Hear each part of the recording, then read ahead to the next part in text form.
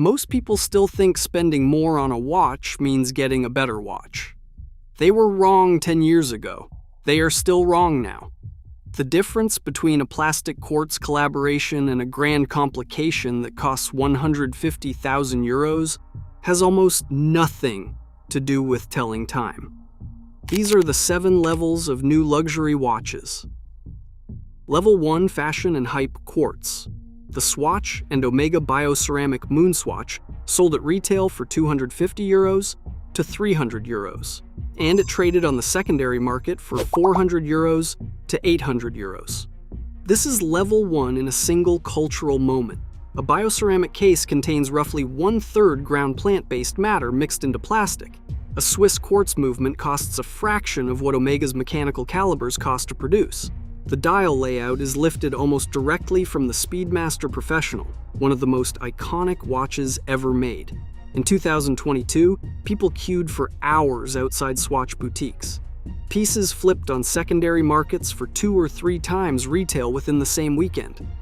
Watch media placed the MoonSwatch in the same best of 2022 lists, as serious mechanical pieces costing 30 times as much. Here is what most people get wrong about level 1. They think toe branding with a prestige mark transforms the underlying product. It does not. Omega's name is on the dial, but inside the case is a quartz module, accurate, reliable, and completely unremarkable from a horological standpoint. Nothing to service, nothing to pass down. The MoonSwatch is a brilliant piece of marketing and a genuinely fun cultural object. What it is not is a luxury watch. Scarcity and borrowed prestige can make anything feel rare. That is not the same as being worth keeping. Buy it because you love the story. Just do not confuse the story with the substance. At level 2, substance finally enters the room. Level 2, gateway mechanical enthusiast. The Seiko 5 Sports SRPD and SRPE, priced from 200 euros to 450 euros. This is where real watchmaking enters the picture. The Seiko 5 Sports has a 42.5mm steel case and a bracelet that holds together at a price point where most brands are still using hollow links. Under the case back, there is a genuine automatic movement you can watch working in real time. The caliber inside is Seiko's 4R or 6R family. Automatic winding, hand winding, and hacking seconds. Power reserves range between 41 and 72 hours depending on the variant. Seiko manufactures these movements themselves, which is rarer than it sounds. Most brands at this price are sourcing anonymous modules from third-party suppliers. Here is what most people get wrong about level 2. They treat it as a throwaway step on the way to something serious. It is not. The Seiko 5 Sports ecosystem has produced watches that enthusiasts with collections worth tens of thousands of euros still reach for on weekday mornings. The Orient Bambino and Hamilton Khaki Field Mechanical sit in the same conversation, and both earn genuine long-term ownership at prices that remove almost all financial risk. Real watchmaking starts here. Everything below is a tool. Everything from here up is a relationship. And once you know what a real mechanical movement feels like on the wrist, the Swiss version of this conversation begins at level 3.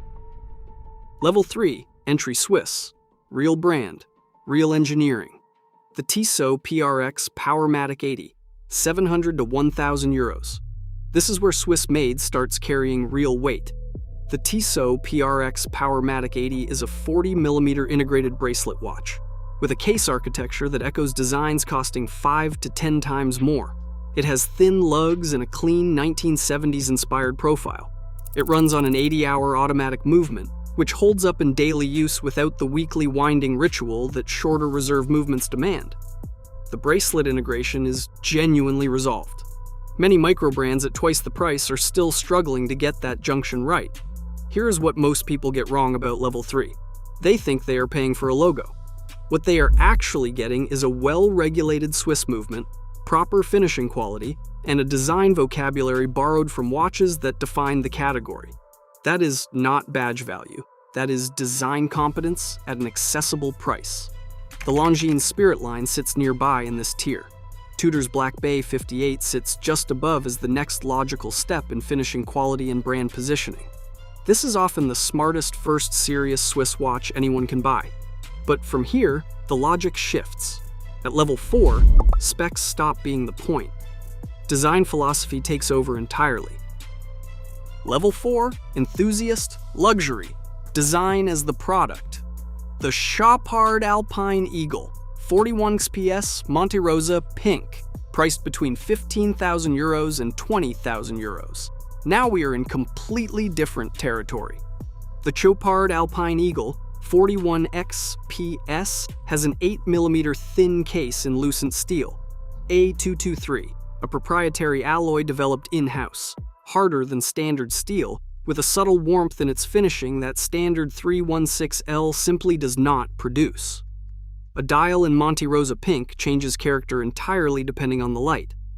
Inside, a Geneva Seal certified LUC micro rotor caliber is thin enough to keep the case at that 8mm profile without compromise.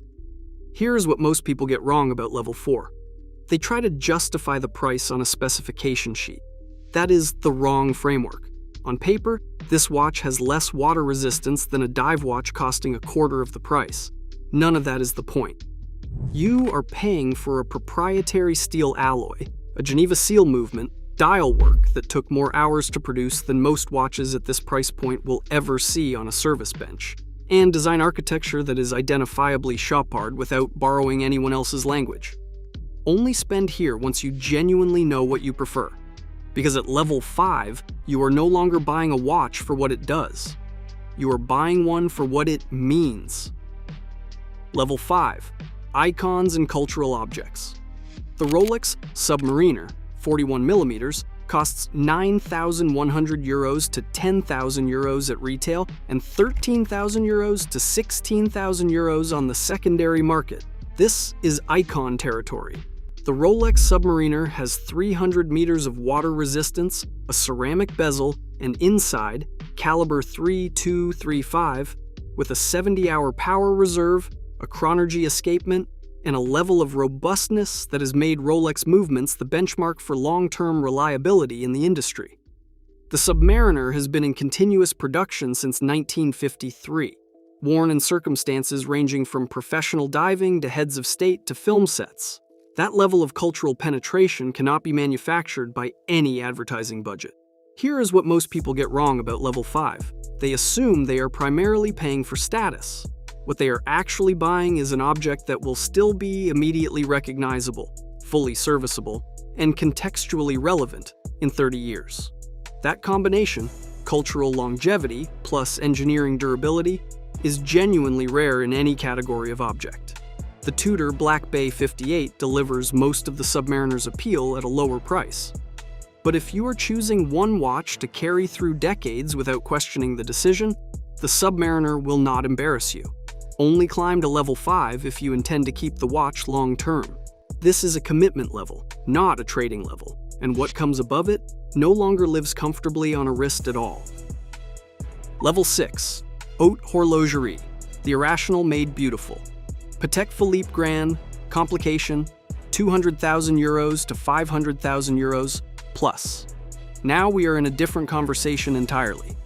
Patek Philippe's grand complication pieces combine perpetual calendars, minute repeaters, and tourbillons, sometimes more than 600 individual components, many invisible to the owner, most finished to a standard that would be exceptional even if the movement were never cased up. The 2024 Watches and Wonders releases included grand complication references priced well above 200,000 euros. Here is what most people get wrong about level 6. They assume this represents the best timekeeping money can buy. It does not. A modern entry-level Swiss movement keeps more accurate time than most tourbillons in this category. What you are paying for is hundreds of hours of human skill applied to components most owners will never see. That level of commitment, finishing surfaces that exist entirely out of view, is either completely irrational or the purest definition of craft, depending on your worldview. Vacheron Constantine's grand complications sit in the same tier, alongside the upper register of Audemars Piguet's complication line. Only enter this level if you already love watches from every level below it. This is not an upgrade. It is a different relationship with objects entirely. Even here, these are still watches you can wear. Level 7 is where that stops being true. Level 7, Collector-grade art objects. Audemars Piguet Royal Oak Concept Tourbillon Companion by Cause, priced at €500,000 plus on the secondary market. Variable. We have officially left the world of wearing watches and entered the world of owning them. The Audemars Piguet Royal Oak Concept Tourbillon Companion is a 43mm forged carbon and titanium case housing a flying tourbillon, with Cause's signature companion figure suspended at the center of the dial. It is limited to 250 pieces. It is backed by an 11-meter sculpture installed on the roof of Audemars Piguet headquarters, physically embedding the collaboration into the brand's identity. Here is what most people get wrong about Level 7. They assume pricing is still anchored to movement complexity or brand prestige. It is not. What you are paying for is the right to own a specific narrative, a manufacturer with absolute horological credibility partnering with a blue-chip contemporary artist, producing a deliberately scarce object at the intersection of watchmaking, fine art, and cultural capital. The movement is exceptional, but no movement justifies this price. The narrative does. These pieces live in safes.